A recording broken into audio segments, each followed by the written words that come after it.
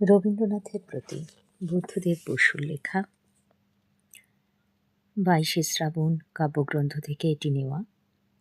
দ্বিতীয় বিশ্বযুদ্ধের যে ভয়ঙ্কর পরিণতির পরিপ্রেক্ষিত, সেখানে কবি বুদ্ধদেব বসু প্রয়াত রবীন্দ্রনাথের প্রতি তার ভাবনা ব্যক্ত করেছেন। কবি রবীন্দ্রনাথকে বন্ধু প্রিয়তম বলে সম্বোধন করে সেই দুর্দিনে স্মরণ করতে ভোলেননি। মানুষ বিজ্ঞানের অপব্যবহার করার ফলে আধুনিক সভ্যতা আজ প্রায় ধ্বংসের মুখোমুখি। আজ যেন শ্মশানে পরিণত হতে চলেছে সব। প্রাণলক্ষ্মী তাই যেন নির্বাসিতা হয়েছে। শক্তিশালী রাষ্ট্র যেন তার বর্বর থাবা বসাচ্ছে সভ্যতার উপর। নিজেকে সে শ্রেষ্ঠ প্রমাণ করতে চেয়েছে বারবার।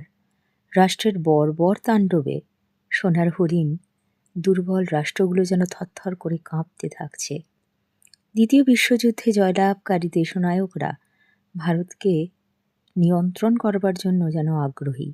ভারতকে জয় করার জন্য তাদের যেন লোভাতুর লালা ঝরছে। বুদ্ধদেব বসুর রক্তে, মর্মে, ভাবনায়, চিন্তায় রবীন্দ্রনাথের সব ভাবনা যেন একাকার মিশে আছে। কবি এত দুঃখ, ঘৃণা, নরক যন্ত্রণা সহ্য করতে পেরেছেন। কবিগুরুর বাণীকে মর্মে মর্মে গ্রহণ করেছিলেন বলে কবি বুদ্ধদেব বসু কোনো দুঃখ যন্ত্রণাতেই কাতর হয়ে পড়েননি, ভয় পাননি। কবিগুরুর ওপর ভরসা আছে বলে কবি জানেন নিশ্চিত জীবনের জয়। তাই রবীন্দ্রনাথের বাণী দ্বারা অনুপ্রাণিত কবি সমস্ত প্রতিকূল পরিস্থিতিতেই ধীর স্থির থাকেন, প্রচলিত লক্ষ্যে এগিয়ে যান। কবির এই শ্রদ্ধার্ঘ্য একালীন সমাজের অব্যবস্থার দলিল। তবে কবির আশা যে সমাজের সকল স্তরের মানুষের মধ্যে একদিন আবার এই মূল্যবোধের জাগরণ ঘটবেই।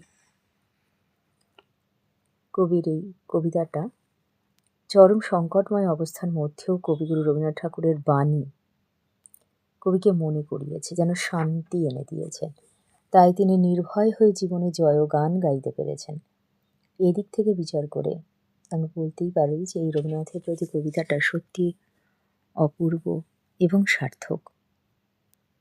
যদি আমরা একটা এক্সট্র্যাক্টের অংশবিশেষ বলি, দেখি তোমরা সেটা লিখতে পারো কি না। পরবর্তী পর্বে আবার সেই এক্সট্র্যাক্টের উত্তর আলোচনা করে দেব। তোমারই স্মরণ করি আজ এই দারুণ দুর্দিনে। দুর্দিনে কে কাকে স্মরণ করেছেন? দুর্দিন বলতে কবি কোন সময়কে বোঝাতে চেয়েছেন? দুর্দিনে কবি ওই ব্যক্তিকে স্মরণ করতে চান কেন? আলোচ্য চরণটির মাধ্যমে কবি কী বোঝাতে চেয়েছেন? তোমরা যদি চেষ্টা করে লিখতে পারো ভালো, নাহলে আমি পরবর্তী ক্ষেত্রে এটির আলোচনা করে দেব। ভালো থেকো সবাই, ধন্যবাদ।